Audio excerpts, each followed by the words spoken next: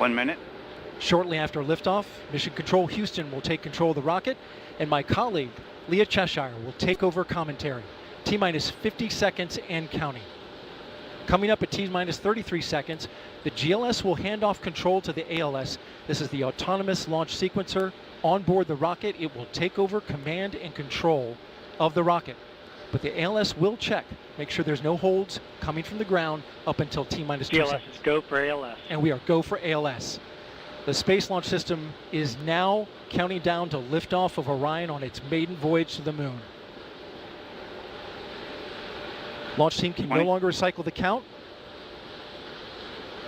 Sound suppressor water now flowing under the ML. And here we go. 10. Hydrogen burn-off igniters initiated. 7, 6, 5. 4-stage engine start. 3, 2, 1. Boosters in ignition. And liftoff of Artemis 1. We rise together back to the moon and beyond.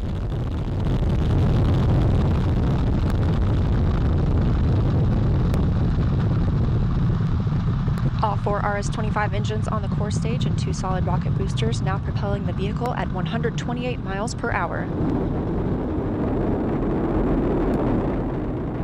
Hearing good control on the roll from teams in Mission Control Houston. All good calls so far. Now 30 seconds into the flight of Artemis 1. First milestone will be for the vehicle to pass through max Q at about 1 minute and 9 seconds into launch. This is the greatest period of atmospheric force on the rocket.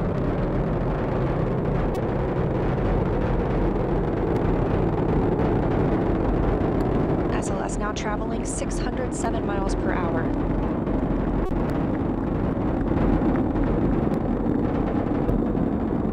You're looking at 8.8 million pounds of maximum thrust. Quiet here in the loops in Mission Control. The 4 core stage engines are throttling down ahead of passing through max Q.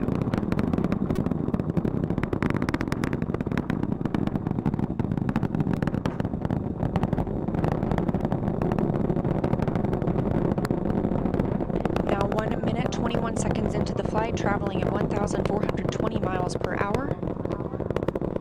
The 4 core stage engines are back at maximum thrust. The next major milestone will be for the solid rocket boosters to cut off and jettison at about 2 minutes and 11 seconds into the flight, so about 30 seconds from now. Again, quiet here in Mission Control Houston as teams continue monitoring the flight of Artemis 1. We're now 16 miles downrange from the launch pad at Kennedy Space Center, traveling over 2,800 miles per hour.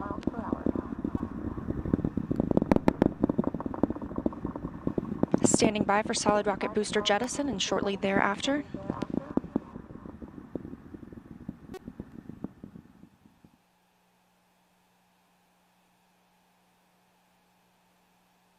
Confirmation that the solid rocket boosters have separated these 177-foot boosters. Now the core stage continues to power the flight of Orion, all 4 RS-25 engines firing, traveling over 3,400 miles per hour, 46 miles downrange. 2 minutes and 36 seconds into the flight. Hearing nominal calls here in Mission Control Houston. We've still got 4 good engines on the core stage. Next up, we'll be looking for the service module fairing to separate. This is 3 15 by 15 foot fairing panels, providing structural support, protecting the service module. Those will separate at about 3 minutes and 11 seconds into flight, and very shortly thereafter will be followed by the launch abort system separation.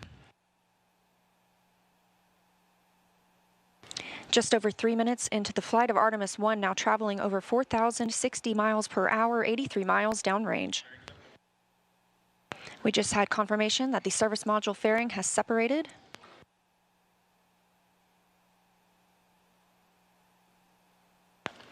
And that the launch abort system pyros have fired, separating those from Orion as well. For future crew members,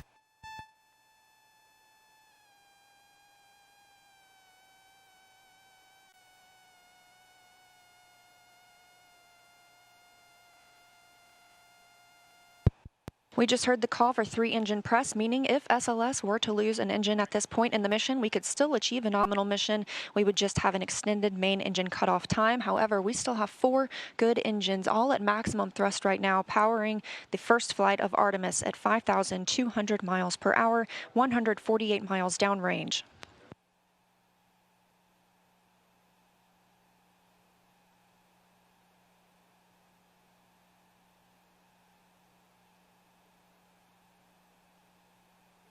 We're 4 minutes and 16 seconds into the flight of Artemis 1. So far, we've had a clean ascent. We saw those solid rocket boosters jettison about 2 minutes and 11 seconds after liftoff. Shortly after, we had the service module panels fairings separate, as well as the launch abort system. The launch abort system was inert for this flight, except to perform this separation. Those 4 core stage engines will continue to fire and power the flight of Artemis 1, now traveling over 6,800 miles per hour, 229 miles downrange. Booster flight controller reports that the engines are looking good.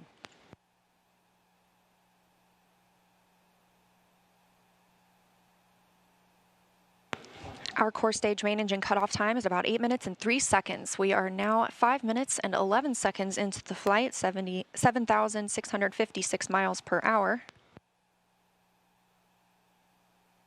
Again, 4 good core stage engines, those 4 RS-25 engines.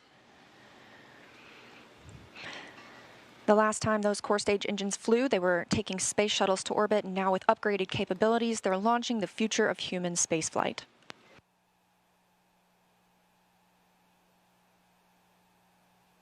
5 minutes, 42 seconds into the mission, we are now traveling 8,800 miles per hour, 345 miles downrange from the launch pad at Kennedy Space Center.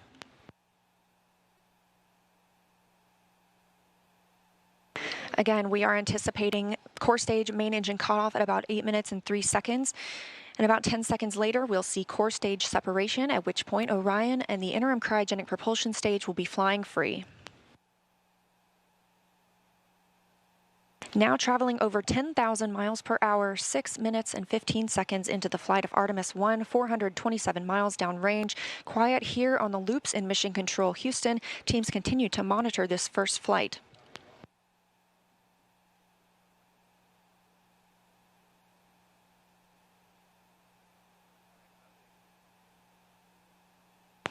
About a minute and a half now until that core stage main engine cutoff time. Our 4 core stage engines continue to fire at maximum thrust.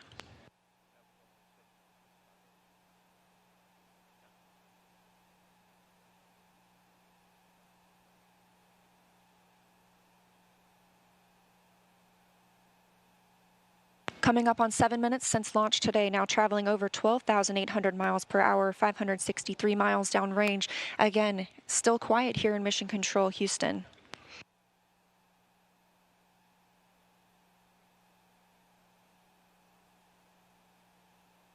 As we prepare for main engine cutoff, the 4 RS-25 engines are beginning to throttle down.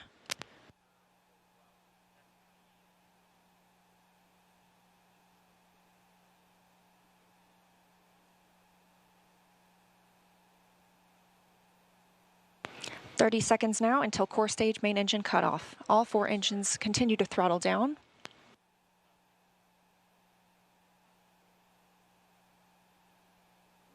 Now 7 minutes, 45 seconds into the flight, traveling over 16,000 miles per hour.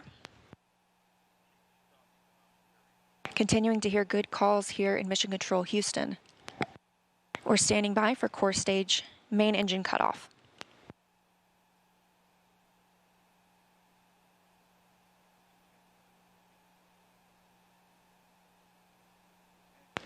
And we have confirmation of core stage main engine cutoff. Orion is now in Earth's orbit.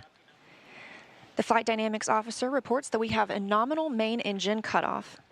And we just heard the call for core stage separation. That means Orion and the interim cryogenic propulsion stage are now flying free from the core stage of the Space Launch System. The next milestone will be solar array deploy approximately 18 minutes after liftoff. But before Orion stretches its wings, let's check back in with our friends at Kennedy Space Center and hear all about what it was like to hear the rocket roar off the launch pad. Megan and Kayla, I've got to hear all about it. Well, if you're just joining us, welcome to NASA's Kennedy Space Center, where we just